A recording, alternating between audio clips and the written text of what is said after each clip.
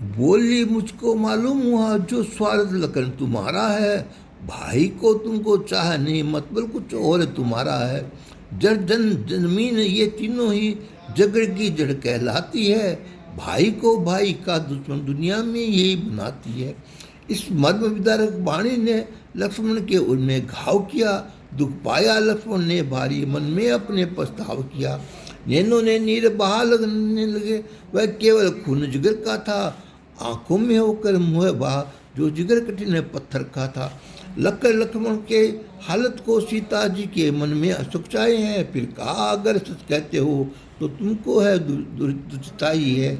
मेरी चिंता मत करो प्यारे लक्ष्मण लाल, भाई की देखो दशा जाकर तुम तत्काल। जैसे था भाव राम के प्रति था वही सिया राम महारानी का, आयुष के पालन का व्रत था श्री लखनलाल विज्ञानी का। जब खिन्न मना उनको पाया, जाने ही को लाचार हुए, कटी उसी दिन से और बाण गिरे चलने को तैयार हुए।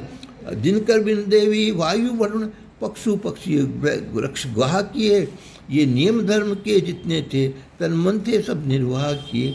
देखा रक्षा के हित खींची, बोले सीता इतना करना, इस रेखा से बाहर हरगिज मत अपना कदम जरा धरना। कोई भी अत्याचारी हो जो इसके भीतर आएगा और तुमसे हाथ लगाएगा तत्काल भस्म हो जाएगा।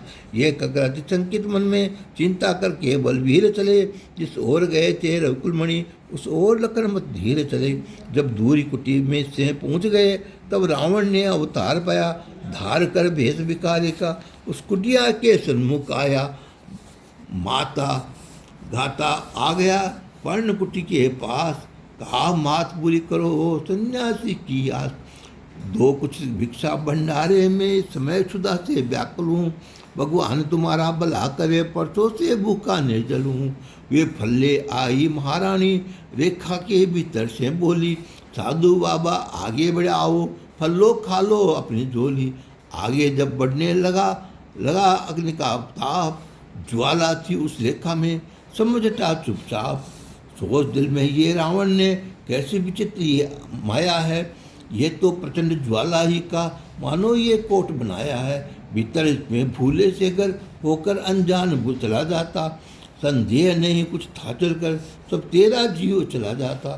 बोला कुटिया से बाहर आ, देनी है भिक्षा दो माई, करता है ग्रहण नहीं हरगिज में बंदी हुई ये तो माई।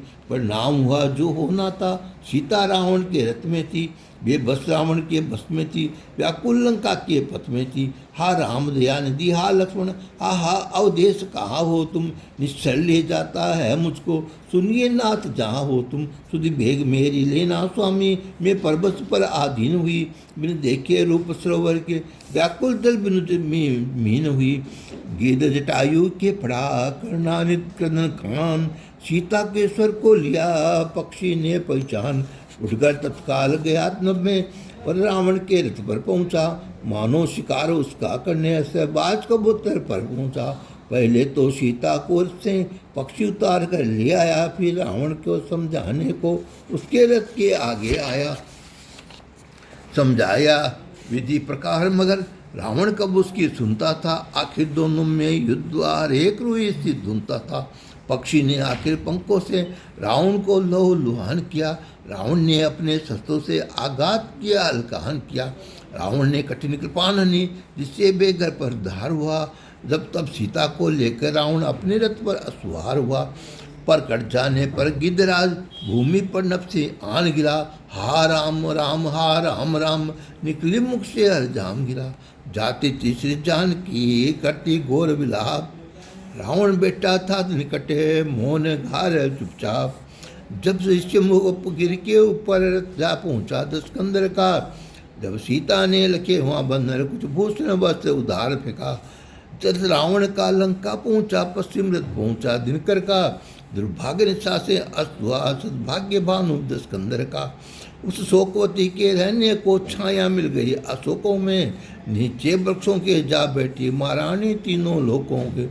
सुनिए पाठक बुंद कर पंचवटी का हाल, फिरे असुर को मार कर रामचंद्र जनपाल। लक्ष्मण को आते देख कहा तुम कैसे आए तात कहो, उद्गिन हुआ तुमको लगकर सब खेलती है कुछ रात कहो। विस्मय से लक्ष्मण ने पूछा, क्या नहीं आपने याद किया? मैं वही सुनकर आया था। स्वामी ने अपने याद किया। जब पहुंची आवाज़ वहाँ हो गई विकल, तब महारानी था मुझे वहाँ कुछ खेप नहीं कर गया प्रथम आना कहानी।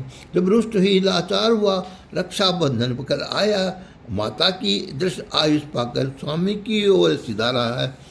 बोली राघव वह धोखा था, मारिच ने मृत्यु धारा था, मरते दम लक्ष्मण सुध लेना, उसने ये शब्द उच्चारा था। इस कपट क्रिया के कारण ही मुझको ये संशय होता है, सीता पर जब आफत आई ऐसा जरूर भय होता है।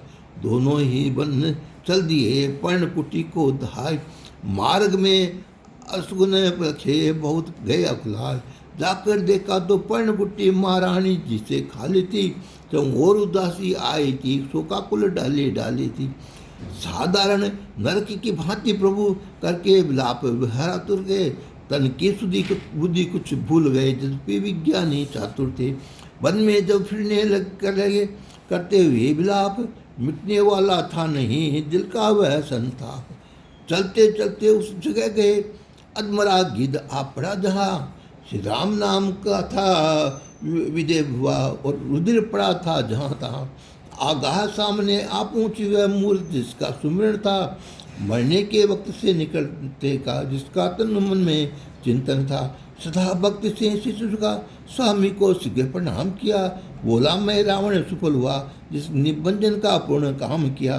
स्वामी बोले करुणा करके ये गीधराज मत घबराओ, किस पापी ने ये हाल किया विस्तार से ये बतलाओ। जब प्रभु के मुख से सुने करुणा साने बहन, गीधराज कहने लगा सुनिए करुणा एन। 10 शेष सिया महारानी को अनम मार्ग से ले जाता था, हाँ राम शब्द ये कानों में दमदम में मेरे आता था।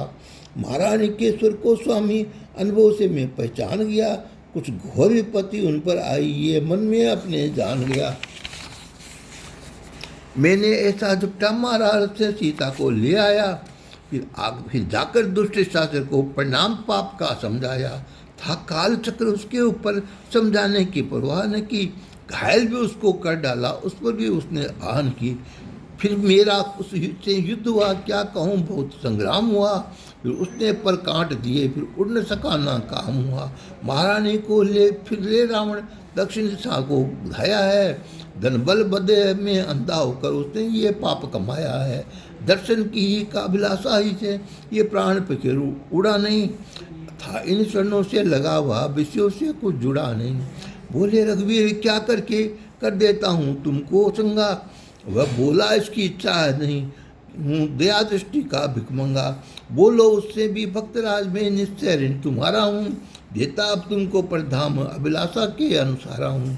तत्काल गीतन को तजकर हरिपुर को बैठ मान गया, वो मुदित साथ वह दूतों के वह भक्ति से मान गया। पर दया तुरंत ही उत्सव का संस्कार आखिरी किया, दिख है उस पावन प्राणी को जो रहकर से विमुख किया। कर क्रिया कर्म उसका रावण राघव सबरी के आश्रम पर आए, दर्शन करके वह मुदित हुई सेवा पर मुक्ति के पाए। कुछ बेर घरे थे चुन चुन कर उनको भोजन के हित में आई, रुचि से हरि ने को इनको खाया स्वीकारी उसको बोना ही। वह बोली जाओ वैश्यमुख जो थोड़ी दूरी पर है, सुग्रीव का नाम का वह एक रहता बलशाली बानर है।